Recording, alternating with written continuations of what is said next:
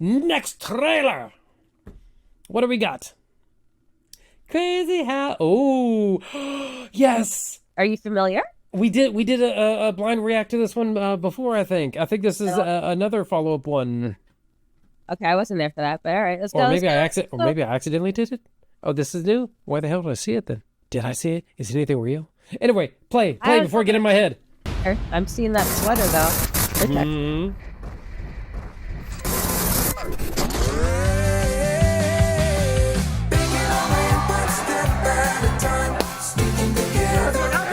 Sorry. Oh, I love the We gotta get this fixed. Oh, what can I do you for? It's fixed, no problem.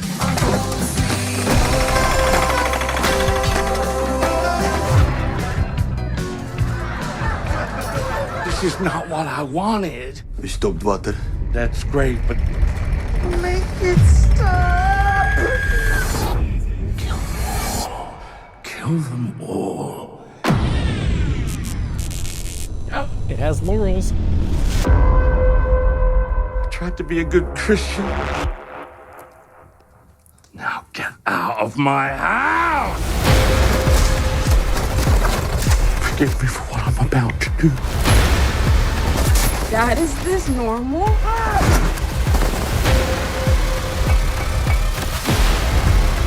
Kill them all.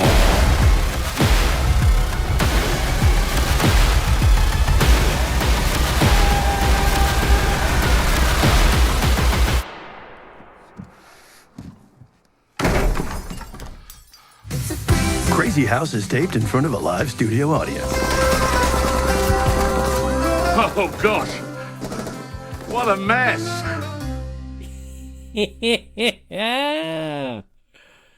Krazy House. Yeah, okay. Uh-huh. Okay. And I think this is the reaction that they wanted us to have. Mm-hmm. I liked it at first. Yep. That 80s sitcom vibe, the wholesomeness, the purity of it all. I was just like, yeah, okay, I get it. Mm-hmm. It's quirky. It was offbeat. It was a little off center. Like, yeah, and then the Russian guys walked in.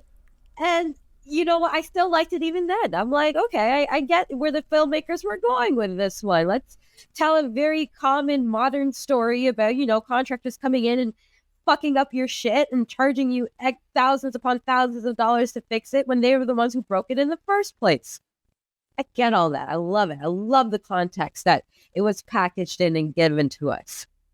Where I don't understand, however, still interested in watching, is all the religious craziness that went on after. Like, did I see Nick Frost crucified?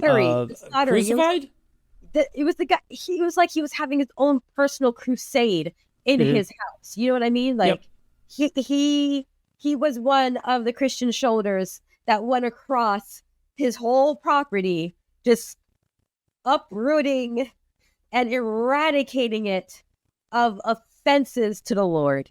That was kind of much, but I still want to see it. Curious as hell, right? Curious as hell where that went, where it's going.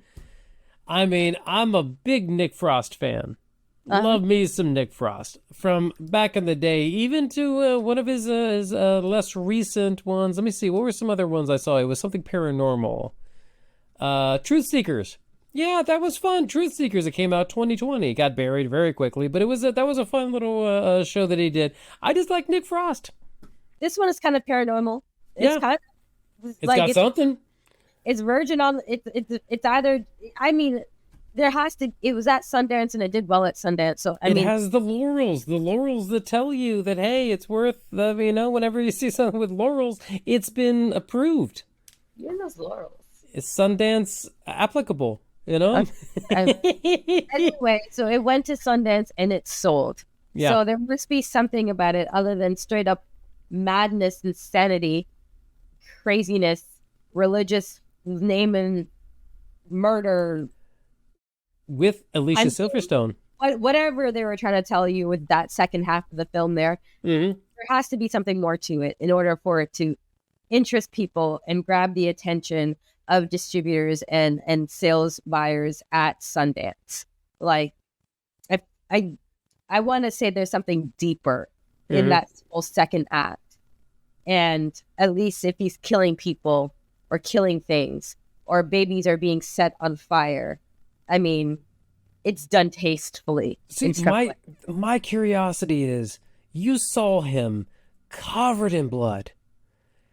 He didn't, and then you just see the other three, like the three Russian guys, and then you're like, none of them are covered in blood. Where did that first blood come from?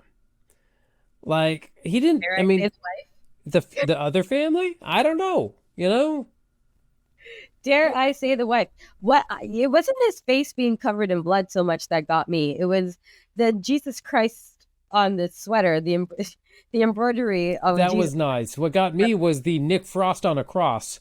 What I looked like, it looked like to me, he had his right hand with the nail in it, and he bitch slapped somebody. And I want to watch just to see that. Like, what was that? I want to see that. Show me that shot. I don't know. I think it's one of those. I think it's one of those off-kilter independent films that is probably going to do better than we think because it doesn't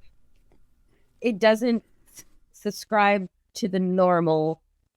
It doesn't subscribe to the norms. Period. Or Because when was the last time you've ever seen a story of someone being that religious, but also yet being sacrilegious at the same time?